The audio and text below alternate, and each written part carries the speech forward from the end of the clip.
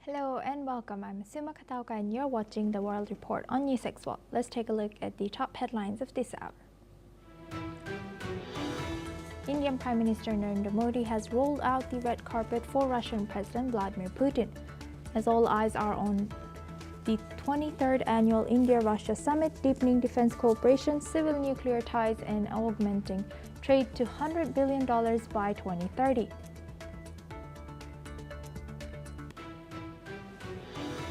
Russian President Vladimir Putin states during his meeting with Indian Prime Minister Narendra Modi that Russia is ready to provide uninterrupted fuel supplies for India. Putin also adds that many agreements aimed at strengthening Russia-India cooperation were signed during the talks. Germany's foreign minister says the country does not need outside advice after US President Donald Trump's administration released a new strategy document that strongly criticizes allies in Europe. Japan expresses concerns after reports that China deployed an unusually large number of naval and coast guard vessels across East Asian waters. China had positioned more than 100 ships at one point, marking its biggest maritime show of force so far. FIFA will introduce a new annual award, FIFA Peace Prize Football Unites the World, with US President Donald Trump among the contenders during the 2026 World Cup draw in Washington, D.C. Protesters were removed from a New Orleans City Council meeting for opposing an ICE immigration crackdown, a federal agent's target that the city in the Trump administration's broader operations against immigrant communities. China has urged restraint as U.S. military activity near Venezuela rises, backing Maduro's sovereignty and opposing foreign interference, while Venezuelan President Maduro highlighted China's support amid growing U.S. pressure. U.S. President Donald Trump has hosted Rwanda's Paul Kagame and DRC's Felix Tshisekedi in Washington to sign a peace agreement aimed at ending conflict in the region, while Trump had called the deal a great miracle, though clashes continue on the ground.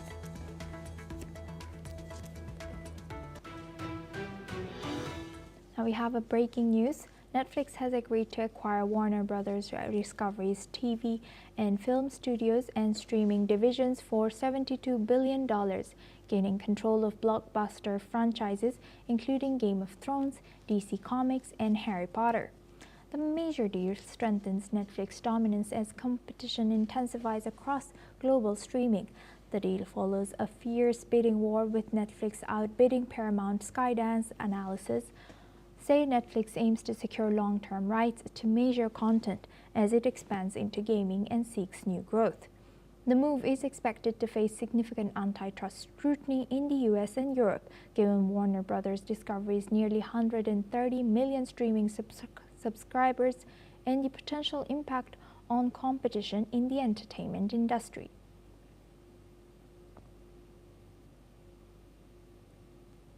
Now we move on to Russia-Ukraine. Russian Defense Ministry has confirmed that Russia has claimed new gains on the battlefield, saying its forces have captured the settlement of Bezymen in Ukraine's Donetsk region. The Defense Ministry has announced that 7 settlements across 3 regions came under Russian control over the past week. Ukraine has rejected several of these claims. The Ukrainian General Staff insists that the key city of Pokrovsk remains under Ukrainian control and says heavy fighting continues in multiple areas.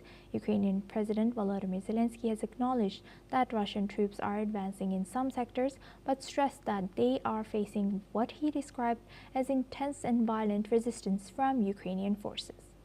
Both sides continue to issue conflicting statements about battlefield developments. The developments highlight how fluid the situation remains across several contested regions. Now for this discussion, we welcome Professor Gilbert Doctorow. He's a Russian affairs expert who joins us live from Brussels. Thank you very much for joining us again. Good to see you. Now looking at this, what are we to make of the both contrasting statements coming in from Russia about the gains and then Ukraine denying such? Well, I would put my money on the Russian story. because President Putin has invited journalists, including journalists from Ukraine, to come and visit Pokrovsk and to see that it's now completely held by Russia. No, he wouldn't do that if it were not the case. The claims by the Ukrainian side are just barefaced. There's no factual basis for their claims. So let's say the Russians are tentatively telling us the truth. Right, and how do you think the intensifying attacks from both sides are affecting the peace talks that's ongoing? Well, I'm glad that you're using the word intense because so many people talking about this war and about the Russian advances are speaking as if this is a waltz down a rose garden. It isn't. It is a very severe combat in which drones are used and which drones leave all soldiers on both sides highly vulnerable to unexpected death. So it is a tough fight. In that respect, Mr. Zelensky is correct. However, how the war is going, well, that's, as I said, most likely the Russians have taken Pokrovsk, and that leaves very little standing between them and capture of the entire Donetsk and Donbas region. And going back to my first question, if journalists are allowed to go and see Pokrovsk reality, and if it is in fact taken over by Russia, what happens next then? Well, it's not as though there are no points of resistance left. There are two towns that are mentioned, and they are of historic importance because if we go back to 2014, when the Donetsk and Lugansk oblasts rebelled against the newly installed government in Kiev following the coup d'etat February 2014, the point of resistance, what is called the cradle of Russian Renaissance, was these towns which are now going to be exposed to fire, Kramatorsk and Slavyansk. These are just to the west, northwest of Pokrovsk, and certainly the Ukrainians have dug in and will be resisting there. But they will have a hard time. They have not had sufficient fortifications to compare with what the Russians have just overcome in almost a year's siege and attack on Pokrovsk.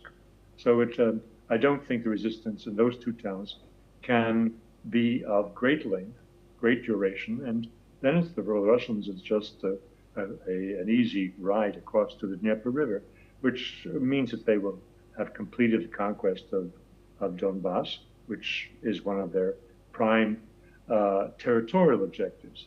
But I do remind the audience that territorial objectives are really not what this war is about. And what do you think, how close are we to a ceasefire, as we know that, the earlier 28 points have been now reduced to 27, and US and Ukraine and Russia continue the peace talks? Well, I think the American contribution to peace is on a different scale. The single biggest factor in threatening the Zelensky regime is the anti-corruption probes. And the anti-corruption activity is supported by the United States. So the likely scenario is that the Zelensky will be forced from office. The government will be fragile and will capitulate. That is what I see. I don't think the Russians are going to win out fair and square by conquering every last inch of Ukrainian territory, nothing of the sort. But Ukraine will be politically hammered. In the United States, Mr. Trump personally is doing a very good job of weakening the Zelensky government and preparing for capitulation. Right. With that, I would like to thank Mr. Gilbert Doctorow for joining us today as a Russian affairs expert from Brussels. Thank you very much. Now we move the focus to Sweden. In a major shift in foreign policy, Sweden has announced plans to phase out development aid to 5 countries, including Zimbabwe, Bolivia, Tanzania, Mozambique, and Liberia. The government says it will redirect those funds to support Ukraine, raising aid to over $1 billion by 2026. Sweden's Minister for International Development Cooperation, Benjamin Dusa, has explained that the country's most important foreign policy priority is helping Ukraine in its ongoing conflict. The cuts, which are part of a broader adjustment to Sweden's foreign aid budget, will free up to more than 2 billion crowns over the next 2 years. These funds will be directed towards rebuilding Ukraine's energy infrastructure. Sweden has already reduced aid to over 10 nations since the current government took office in 2022. Now for this discussion, we welcome Mr. Sander van Hoorn. He's a former EU correspondent, joins us live from Amsterdam.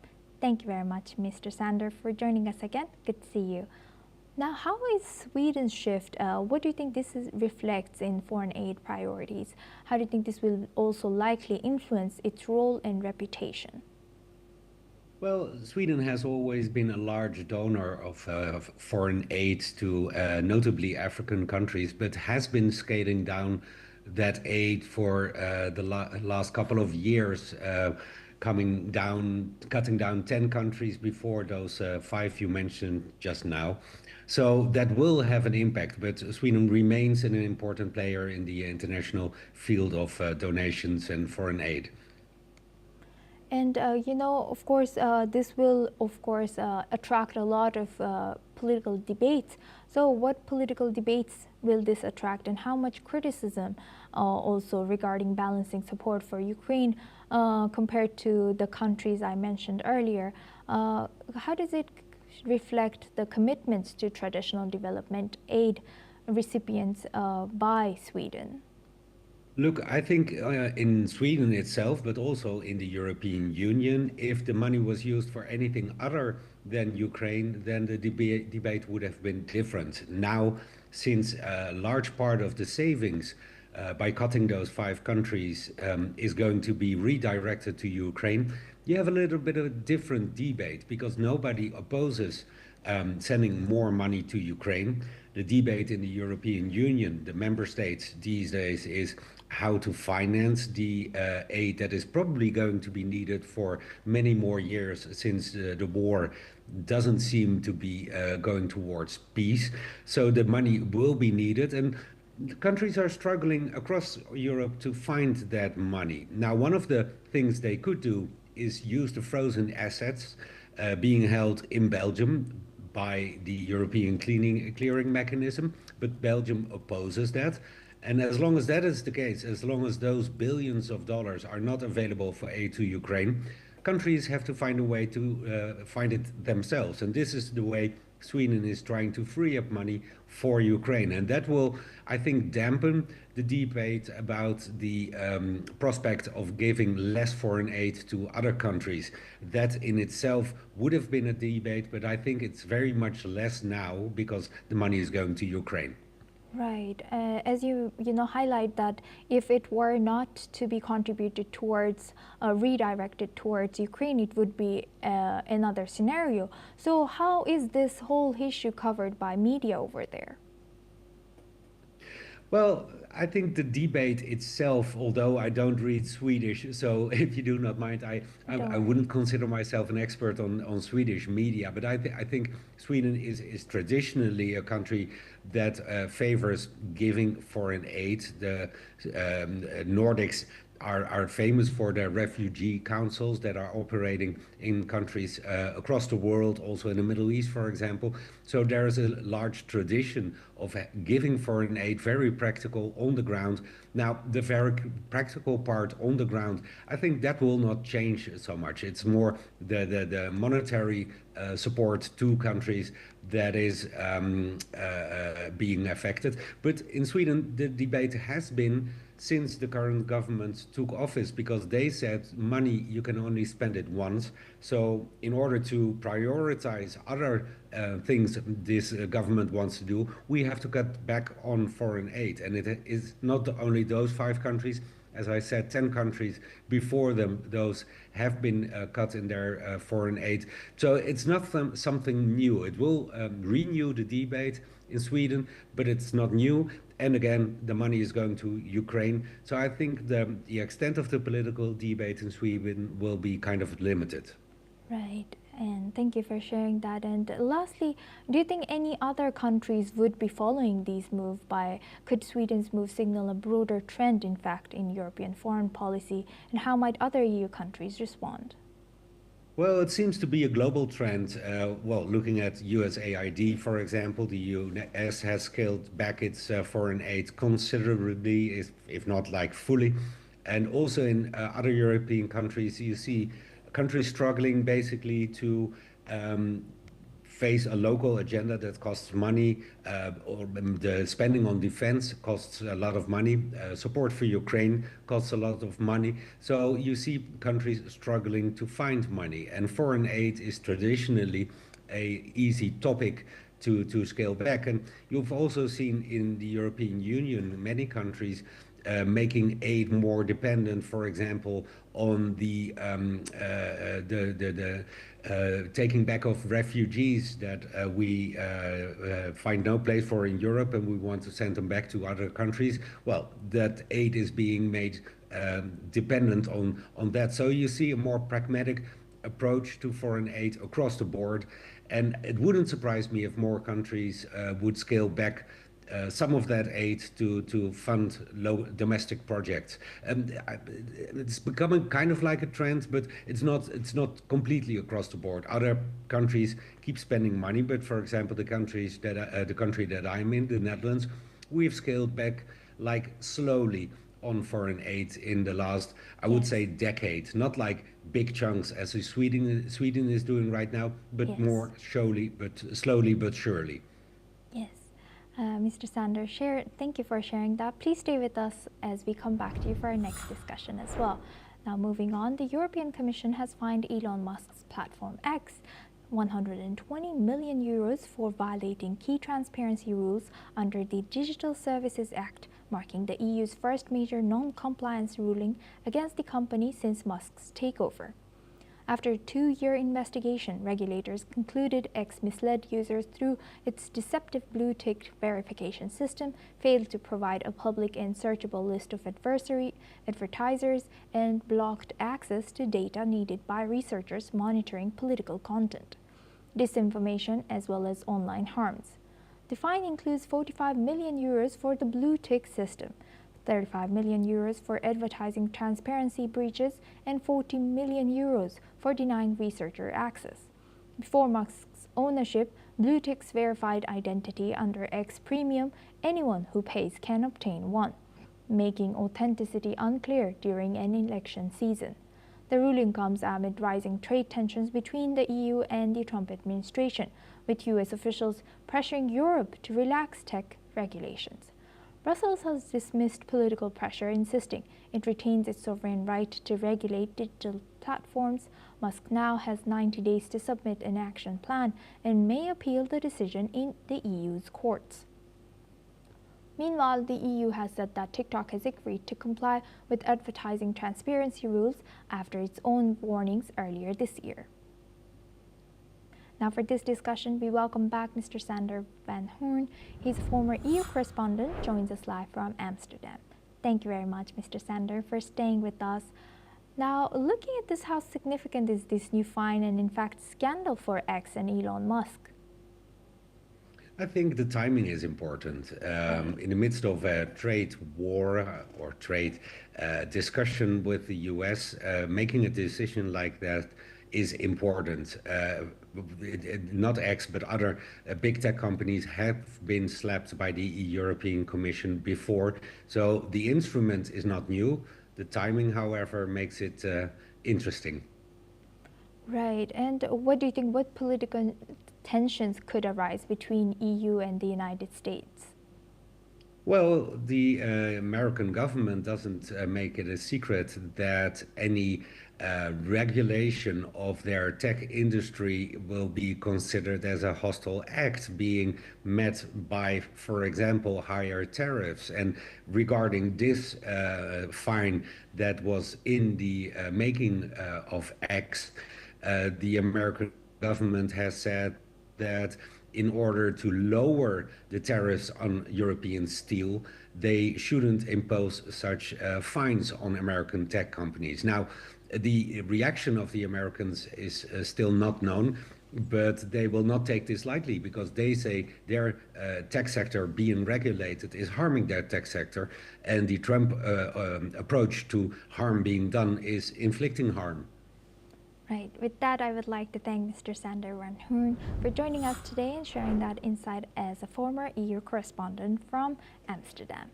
Now we move the focus to India. India's aviation system has descended into chaos as IndiGo cancelled over 400 flights today, triggering nationwide disruption across major airports, including Delhi, Mumbai, Bangalore, Ahmedabad, Chennai, Goa, and Raipur. Passengers faced delays of more than 12 hours, missing baggage, suspended terminal entry in some airports, and widespread protests.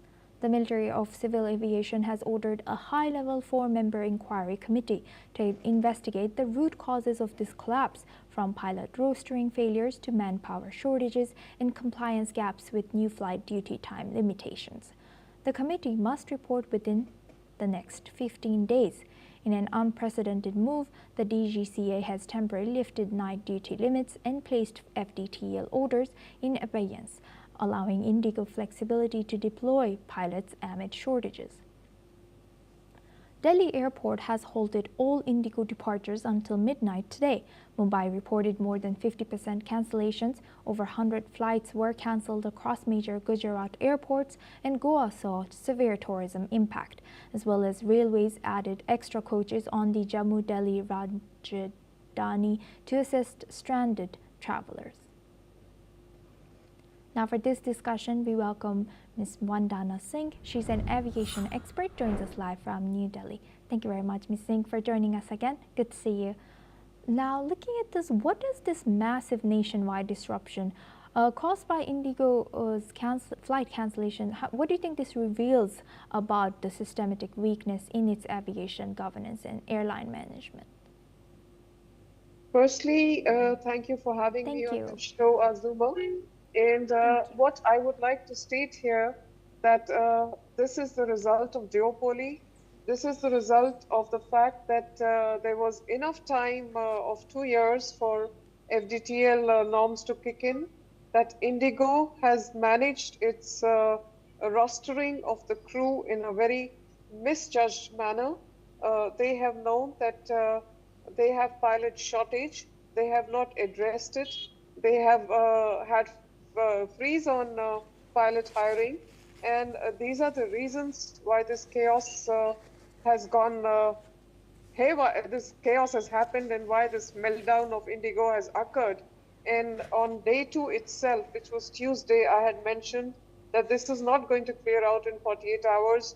This is going to take the whole week, and I hold IndiGo completely responsible for the mess that it is in right now, Azuma. Over to you. Yes, and Ms. Singh, when you say IndiGo had 2 years of time, why do you mention 2 years in particular? I mentioned 2 years in particular because the FTTL norms, which is basically, going as per the global standards, that you have to give 48 hours, for example, rest, whereas the pilots were getting 28 to 36 hours over here, that the compliance has to be met with in order to make sure there's no pilot fatigue, in order to ensure the flight safety and make no compromise on the safety and security of the passengers, that these norms were to kick in. This was well known to all the carriers in India 2 years before. They had enough time to structure, restructure. They had enough time to have their pilots, their resources, their crew resource management in place. But in this case, IndiGo has very badly misjudged and faltered. And they are to blame for the chaos that they are in right now, and the passengers who've been put in such a mess, and that too in a holiday season. Another point here is that winter schedule kicked in on October 26th this year and will go up to March end next year.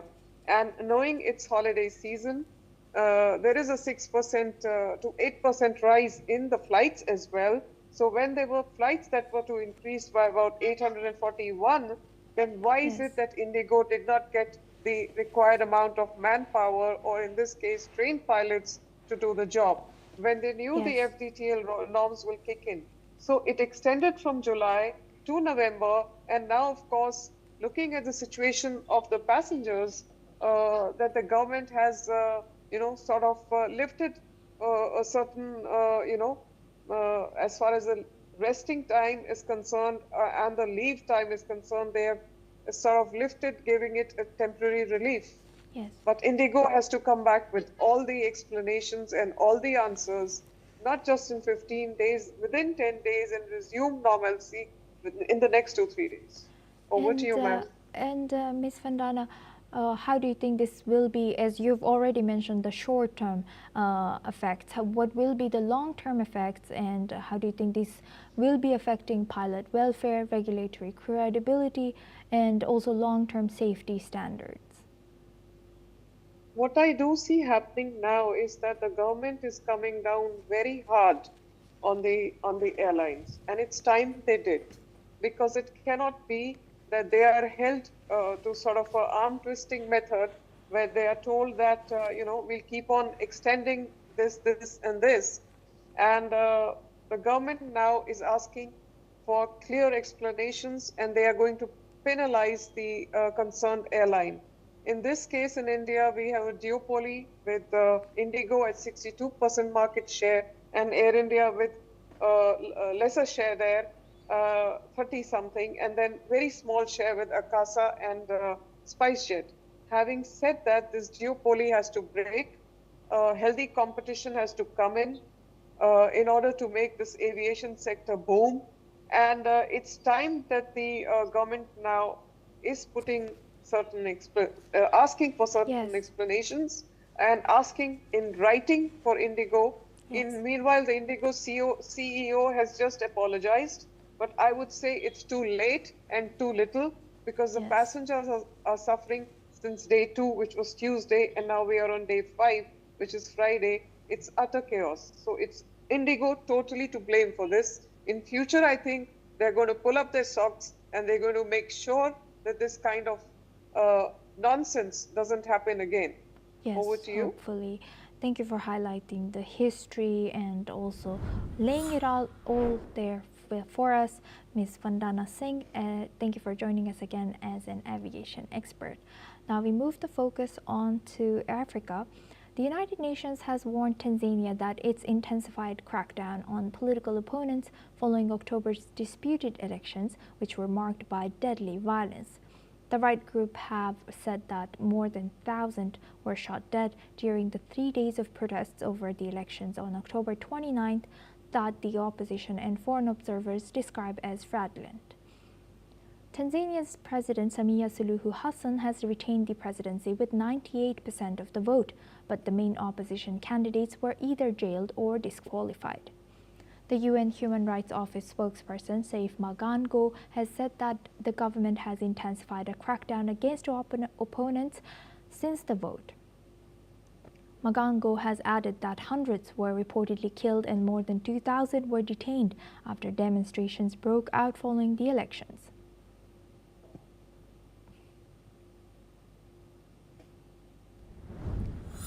Now we move on to Burkina Faso.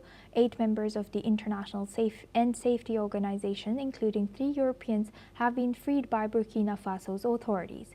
They were arrested in October over allegations of spying by the country's military junta. INSO has welcomed the release of its staff, expressing gratitude for the support that helped secure their freedom. The organization has emphasized its continued commitment to supporting humanitarian operations, ensuring aid reaches all those in need. INSO has called the release a positive step and reiterated the importance of protecting humanitarian workers operating in challenging environments.